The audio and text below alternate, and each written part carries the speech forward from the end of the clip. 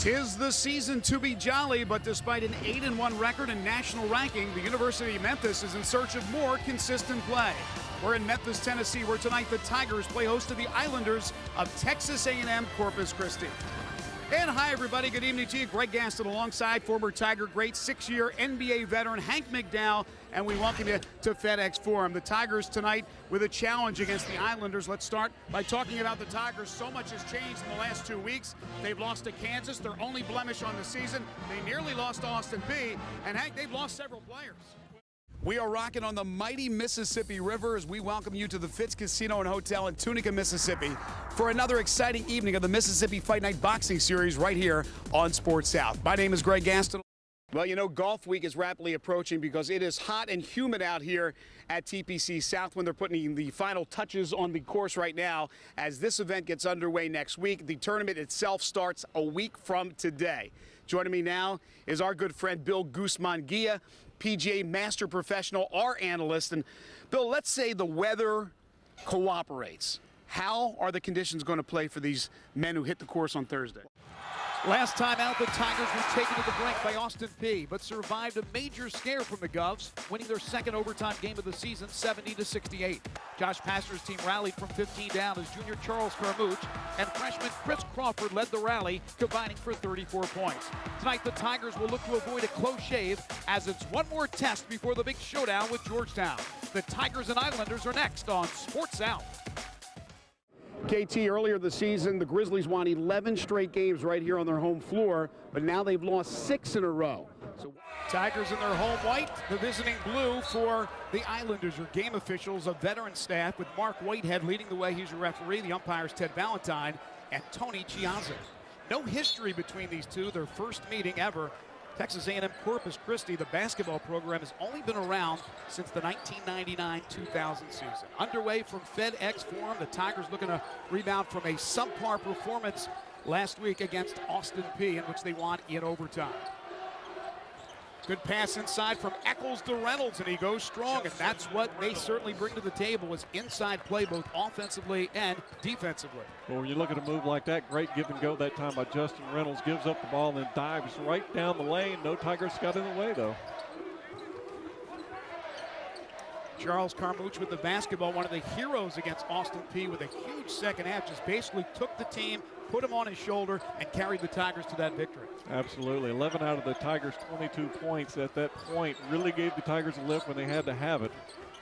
5 on the shot clock. Carmouche in trouble, picked up his dribble. 2 on the shot clock now. Jackson in trouble, gives it up. Carmouche beat the buzzer, and there's Black with the offensive rebound, and it's knocked out of bounds. So the Tigers, not a great possession, but they did get the offensive rebound. Villanueva misses, and then he goes down after the body punch. Russell with a powerful body punch, and Villanueva slow to get up. Leaning a little bit on the ropes. Randy Phillips will check him out, and he's ready to continue. You have to figure Russell senses that, and there is another shot to the body. And he cleaned it up with a left as he was going down. He got him up top first, then the body punch is what put him down, and as you mentioned, he cleaned it up with the left, so a great combination there. Hi, everybody. Just think about the buildup a Tennessee-USC football game would produce. The Big Orange going up against the Big, well, you fill in the blank. Unfortunately, the Vols will not get a chance to face their former coach Lane Kiffin and the USC Trojans because AD Mike Hamilton turned down an invitation to meet USC in the 2011 Chick-fil-A kickoff game. Hamilton said today he's been approached several times about playing in the contest, which is held in Atlanta, but said it would be too much for the Vols, who already have non-conference games scheduled that season against Cincinnati and North Carolina, plus the daunting SEC slate. Hamilton said the decision had nothing to do with Kiffin. Sure. Ole Miss football coach Houston Nutt gave Patrick Patterson several chances to get his act together. Unfortunately, the talented but troubled wide receiver just couldn't get it done.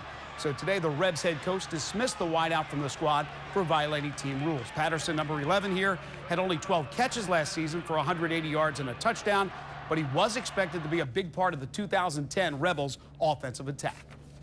You just never know who's going to show up at the Bluff City Classic. And last night, Philadelphia 76ers guard Lewis Williams hit the court. Williams was born in Memphis and lived here until he was 12. and has some fond memories of the Classic. The Grizzlies will hold a press conference tomorrow starting at noon, where it is expected Rudy Gay's new 5-year deal will be announced. The press conference will take place in the lobby of FedEx Forum and is open to the public.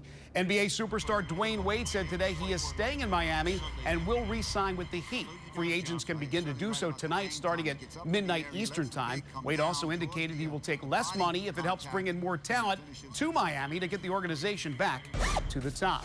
Fellow All-Star Chris Bosh announced he will leave Toronto and join his buddy Dwayne Wade in South Beach. I would assume Bosh replaces Charles Barkley in Wade's Fave 5. Now the question is, will LeBron James join the two? We will find that out tomorrow night.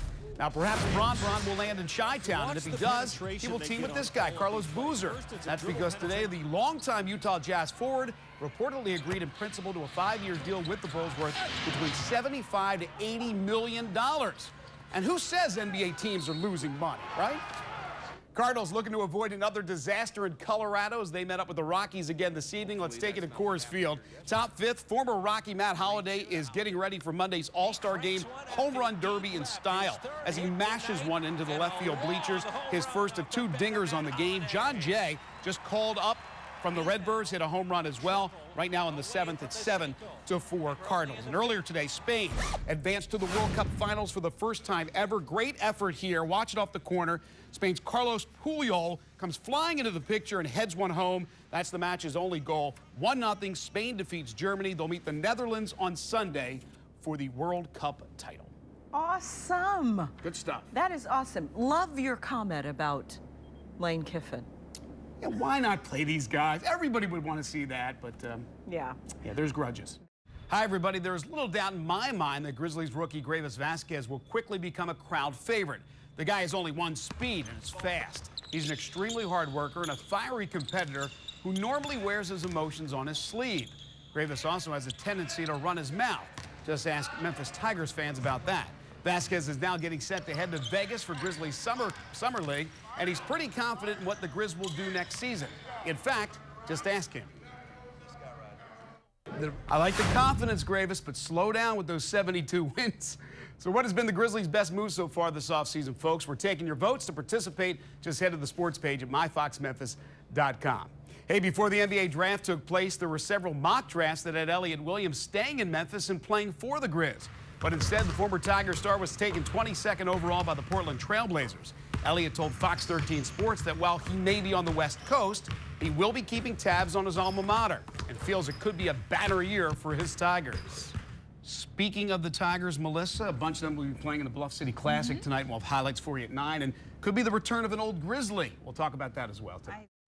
Prep basketball standout John Wall may or may not be coming to Memphis, but there's no question about his ability, as I recently found out firsthand. Starting senior, jersey number 11, at a forward position, John Wall. On a Friday evening in Charlotte, hoop fans came out to see one of the nation's top prep performers. There were North Carolina fans, NC State fans, fans of Syracuse, and yes, Memphis Tigers fans. And that's just to name a few. All eyes were on a 6'3" point guard named John Wall. Around each corner, there's always a next. And in this case, it's Wall, the next best thing. Rivals rates him the #1 prospect in next season's class. And why not? He's big and strong and can take the ball end to end faster than anyone in the country. He is by far one of the, probably the best player in this class. He's athletic. He can finish, just get to the hole quicker than anybody else. I've never seen anybody like it. Peyton Clark is a diehard Memphis fan. Originally from the Bluff City and now living in Raleigh, North Carolina, the hometown of Wall. And as you can imagine, he feels Wall would make a perfect fit for the Tigers' up-tempo style. Not only is he gifted athletically, but he's a very great guy, and I think the Tigers would be very fortunate to have him. It's uncanny how much John Wall resembles former Memphis Tiger Derrick Rose. Both players strong and fast. Both players can play defense, and after a missed shot by an opponent, they quickly get it down the court. And what's even more impressive is they both like to set up their teammates, as John Wall did throughout this evening. And just like Rose, who played only one season at Memphis before becoming the #1 pick in last year's NBA draft, Wall is a natural-born leader. there does not appear to be any holes in his arsenal. Now that Wall's prep career is over with, decision time is growing near for the prep All-American. Memphis, Duke, Kansas, Baylor, and NC State are all on his list. But Wall's been mum on the situation. And while we all wait in anticipation, we do know this. Whatever his choice ends up being, Wall will be a difference maker. And like Rose, he's likely another one-and-done player. But that's okay, because Wall ball is something to behold. The Memphis Tigers already have a top-tier recruiting class coming in for next season. Now, if they can land John Wall, the class will be one of the best on paper in recent NCAA history. And with that, may come a preseason #1 ranking for the Tigers. And who knows, maybe a national title.